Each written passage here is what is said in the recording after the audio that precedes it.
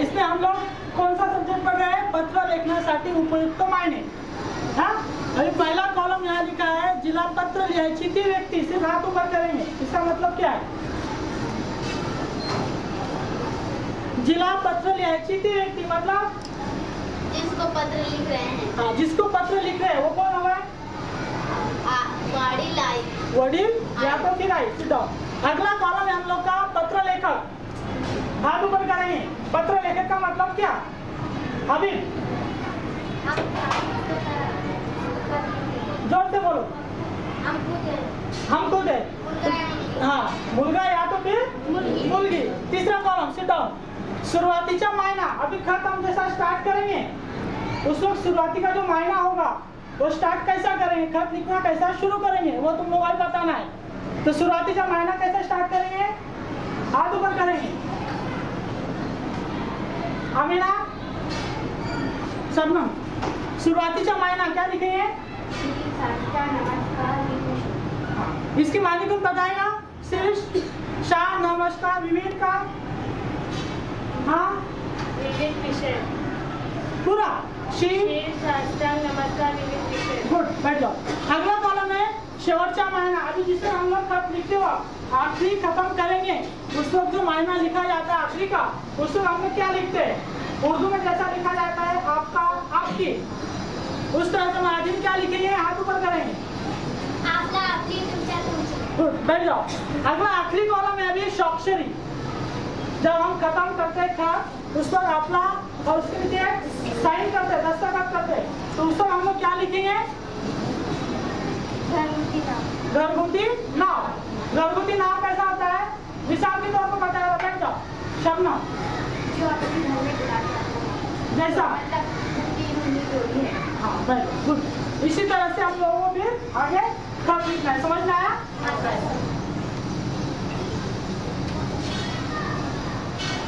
अभी इसके बाद दूसरा कॉलम हम लोग स्टार्ट करेंगे। अभी ये खत्म हुआ, यहाँ पर लाइन खींचना है। इस तरह से लाइन खींचेंगे और दूसरा कॉलम लिखेंगे अभी नीचे नंबर 2 देकर। इतर वडील मंडळींना, इतर वडील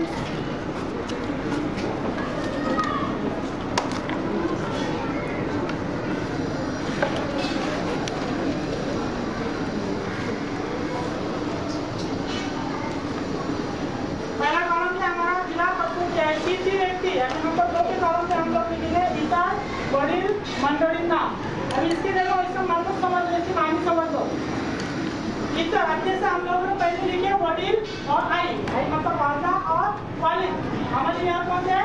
वालिद और आई वडील थे। अभी इनके अलावा जैसा कौन होता है? चाचा, चाची, खाला, आलू, ये क्यों है? इनके अलावा ये लोग आएंगे इसके अंदर दूसरे कॉलम में। ठीक है, तो इनको अभी कैसे किया जाएगा? पहला होगा जिला पत्र लिहायची व्यक्ति। आगे यहाँ पर समझ में आया? चाचा, चाची, खाला, खालू, जो भी रिश्तेदार है ये आएंगे। और दूसरा कॉलम कौन है? पत्र लेखक। कौन रहेगा? इनके ही रिश्तेदार रहेंगे। वडील भाऊ पहला लिखेंगे।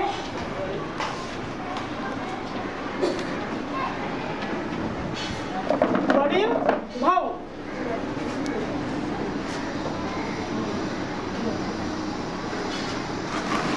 आगे लिखेंगे, यही कॉलम आएगा यहाँ पर भी, तीर्थ रूप,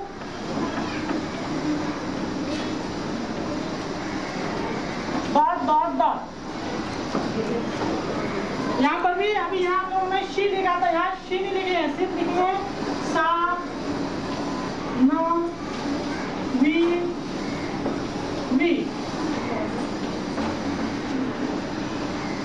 समझ में आ रहा है? इस तरह से तीसरा कॉलम हमारा शुरू होगा शुरुआतीचा मायना, यानी जो हम कर स्टार्ट करेंगे वो। खुदा हाफिज।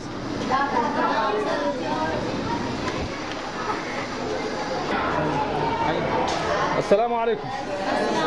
वालेकुम सलाम व रहमतुल्लाहि व बरकातहू। बैठिए जी। इथिलीन जो है ये इसमें 2 कार्बन और 6 हाइड्रोजन होते हैं। इसमें कार्बन जो है गहरी बंधन से जुड़ा होता है, ठीक है। हर कार्बन के साथ 3 हाइड्रोजन होते हैं और कार्बन के दरमियान जो एक इलेक्ट्रॉन की साझेदारी होती है। कार्बन जो है गहरी बंधन से जुड़ा होता है, इसे इथिलीन कहते हैं। इसके बाद है इथिलीन का फॉर्मूला है C2H4, जिसमें कार्बन जो है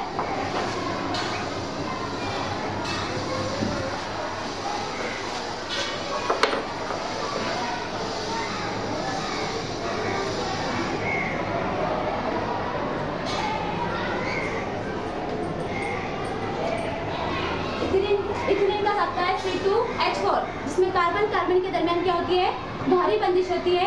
एक कार्बन से 2 हाइड्रोजन जुड़े होते हैं। इथिलीन जो है इथिलीन को हम लोग गैर संशीधा हाइड्रोकार्बन भी कहते हैं, क्योंकि इसमें कार्बन जो है दोहरी या तहरी बंदिश से जुड़े होते हैं। इसे हम इथिलीन को गैर संशीधा हाइड्रोकार्बन कहते हैं, ठीक है। उसके बाद है एसिटिलीन।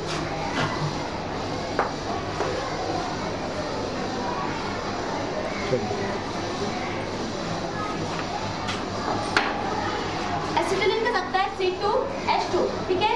इसमें 2 कार्बन के साथ 2 हाइड्रोजन जुड़े होते हैं। कार्बन जो है आपस में तहरी बंदिश से जुड़े होते हैं। हर कार्बन से एक हाइड्रोजन जुड़ा हुआ होता है, ठीक है। इसे हम लोग तहरी बंदिश कहते हैं। कार्बन के दरमियान तहरी बंदिश होती है, यानी यहाँ पर 3 इलेक्ट्रॉन की साझेदारी हो रही है और हर कार्बन से एक हाइड्रोजन जुड़ा हुआ होता है, इसलिए हम लोग इसे तहरी बंदिश कहते हैं। एसिटिलीन जो है ये गैर संशीधा हाइड्रोकार्बन है, ठीक है। हाइड्रोकार्बन किसे कहते हैं? गैर संशीधा हाइड्रोकार्बन किसे कहते हैं?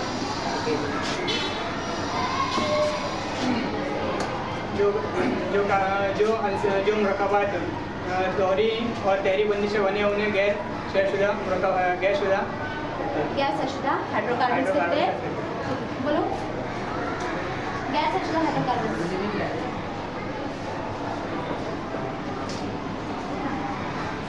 जो दोहरी और तहरी बंदिश से जुड़े हुए होते हैं उन्हें गैर संशीधा जो मुरक्कबात दोहरी या तहरी बंदिश से जुड़े कार्बनी मुरक्कबात दोहरी और तहरी बंदिश से जुड़े होते हैं गैर संशीधा, यानी कार्बन के दरमियान दोहरी या तहरी बंदिश होती है, उसे गैर संशीधा हाइड्रोकार्बन कहते हैं। तो यहाँ पर एक और क्वेश्चन, संशीधा हाइड्रोकार्बन में जौहर डैश से जुड़े होते हैं। संशीधा हाइड्रोकार्बन में जौहर एक ही आंसर की जौहर में बराबर बंदिश बनना क्या कहलाता है?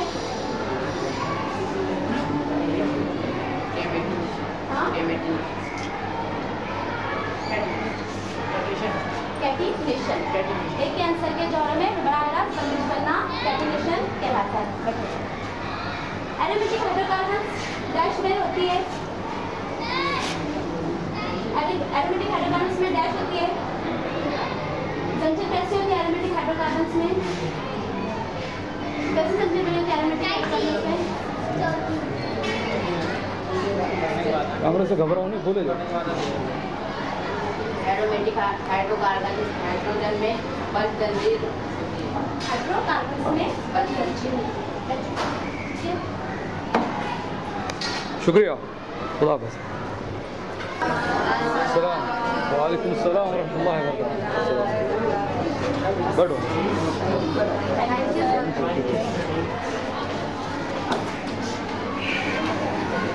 मुसल्लस PSO, यानी ये वाला मुसल्लस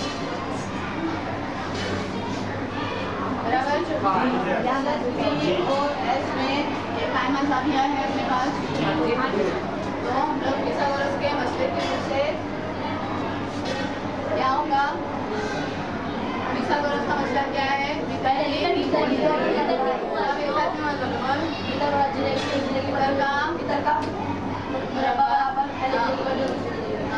इधर का मुरब्बा बाकी 2 जिलों के मुरब्बों की जमा के बराबर होता है, ठीक है नहीं? तो यहाँ पर भीतर क्या है? यहाँ पर इस मुसल्लस का BS है, BS का मुरब्बा बराबर बाकी 2 जिले क्या है? PO का मुरब्बा जमा OS का मुरब्बा बराबर मुरब्बा। अभी अपने पास PS का अपने को पैमाइश मालूम है, दिया हुआ है जिला। PS का जिला दिया हुआ है, कितना है उसकी लंबाई? अच्छा यहाँ पर देखो कितनी है? 5 है। तो यहाँ पर 5 का मुरब्बा बराबर PO का कितना दिया हुआ है? नहीं मालूम है। PO अपने को मालूम करने का है, ये नहीं मालूम है। और OS कितना दिया है? 3 दिया हुआ है, बराबर। इसलिए PO का मुरब्बा बराबर हो जाएगा 5 का मुरब्बा नफी 3 का मुरब्बा। 5 का मुरब्बा नफी 3 का मुरब्बा। इसलिए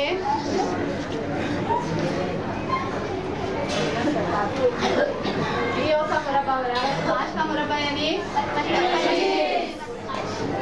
और 3 का मुरब्बा यानी 25 में से 9 नफी के कितने बचे? 16। अब ये PO का मुरब्बा आया 16, इसलिए PO बराबर कितना हो जाएगा? 16 का जज़र यानी 4 बराबर। PO अपने को मिला 4, कितना मिला? 4। और वितर बराबर PR। अपने को बड़े वितर की लंबाई पूछी हुई है क्या नहीं? तो ये बड़ा वितर क्या है? PR है। लेकिन ये PR में PO जमा OR, ये दोनों हिस्से को जमा करेंगे तो बड़ा वितर बनता है। शुक्रिया। है कि नहीं? अस्सलाम वालेकुम।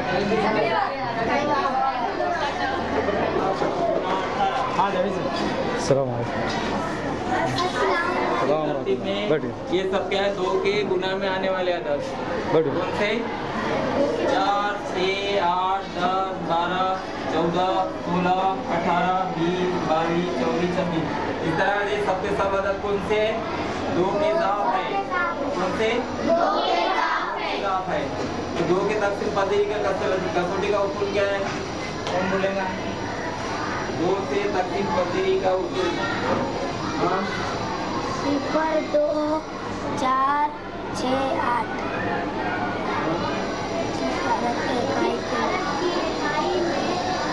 इकाई के मुकाम पर जो 0, 2, 4, 6, 8 हो वो पूरा तकसीम वो अदद 2 से पूरा तकसीम होता है।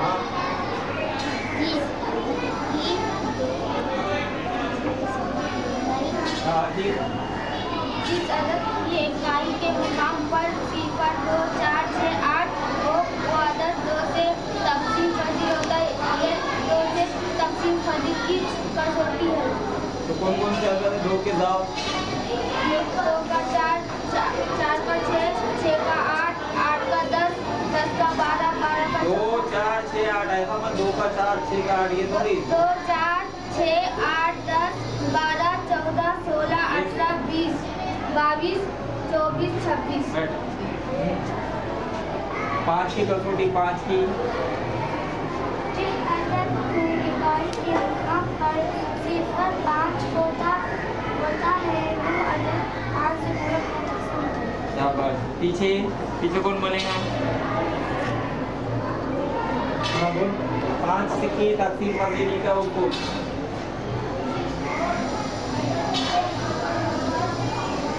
जिस अदद की इकाई के मुकाम पर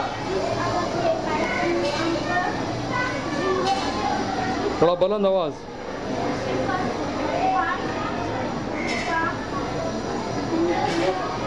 बैठ जा। जिस अदद में इकाई के मुकाम पर 0 या 5 का हिस्सा हो वो अदद 5 से तकसीम पजीर होता है। ये 5 से तकसीम पीछे कोई बोलो यही नहीं करते। 5 की कसौटी 5 की और 2 सबको बुझाना चाहिए, ऐसा बोलो। जिस अदद में इकाई के मुकाम पर 0 या 5 का हिस्सा हो वो अदद 5 से तकसीम पजीर होता है। ये 5 से तकसीम पजीर की कसौटी है। हाँ 5 का। जिस अदद में इकाई के मुकाम पर 0 या 5 का हिस्सा हो वो अदद 5 से तकसीम पजीर होता है। ये 5 से तकसीम पजीर की कसौटी है। और उसके आदत कौन कौन से? कौन सा? शुक्रिया। 5 से तकसीम पजीर। अस्सलाम वालेकुम। वालेकुम अस्सलाम। बैठिए। इससे हमें पूरा फ़ायदा उठाना चाहिए। आज हमें रोटी की फिक्र है, ना कपड़ों की, ना नौकरी की भाग दौड़, न घर बार की जिम्मेदारी। हमारी हर ज़रूरत हमारे वालिदैन पूरी करते हैं। हमारी मामूली सी बात का भी उन्हें पूरा ख्याल होता है। यही वो वक्त है जिसमें हम अपनी आइंदा ज़िंदगी खुशगवार बनाने के लिए कुछ कर सकते हैं। बुजुर्गों ने कहा है, लड़कपन का वक्त जोतने और बोने का है, और जवानी और बुढ़ापे का वक्त काटने और गाने का है। अगर हम लड़कपन में जो बोए, कबीर ने कहा था, काटे बोए बबूल के तो आम कहाँ से खाए। हम लड़कपन में खूब पढ़ लिख ले, मेहनत से काम करने की आदत डाले, तो यकीनन हम बड़े होकर मुल्क और कौम के लिए फख्र का बाज़ बन सकते हैं। याद रखिए, जिन्हें बड़ा होकर कुछ बनना होता है, वो लड़कपन में आराम के एक एक लम्हे पर अपना ऊपर आराम कर लेते हैं। मैं सवाल करती हूँ, लड़कपन को इंसान की ज़िंदगी का सबसे खूबसूरत दौर क्यों कहा है?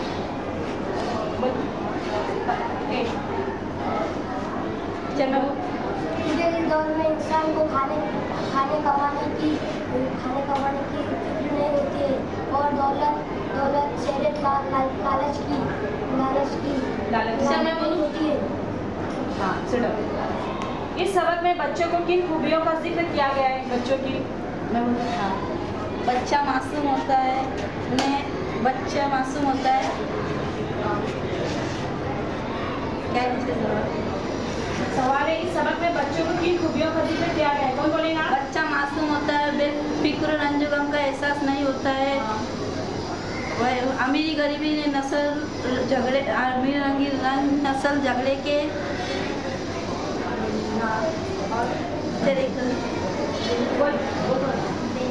बेनियाज होता है। वह बच्चा हर एक से मोहब्बत करता है। बच्चा बड़ा होकर क्या करता है? हाँ बोलो। बच्चा बड़ा होकर इन सारी खूबियों को कबूल करने लगता है। लड़कपन की बेफिक्री और फरागत से हमें किस तरह फ़ायदा उठाना चाहिए? बोल। पढ़ने की आदत डालें, मेहनत से काम करें, मुताला करने की आदत डालें और इबादत करें। कबीर ने क्या कहा था? बोलो। कबीर ने कहा था कि काटे बोएंगे तो बबूल के आम कहाँ। गुड। हाँ, यही बोलो। कौन बोल? खुर्शीद। यही कबीर ने क्या कहा था? काटे बोए बबूल के तो आम कहाँ से। टीचर मैं बोलूँ, काटे बोए बबूल के तो आम कबीर ने कहा था। लड़कपन को जवानी और पैरवी का साझा किस लिए कहा गया है? जो शख्स लड़कपन में जैसा आप लोग लड़कों में जो ढूंढेगा जवानी और पैरवी में वैसे ढूंढेगा। शुक्रिया, खुदा हाफ़िज़। वालेकुम अस्सलाम। सिट डाउन, बैठिए। सलाम भाई को किस बात का शौक था?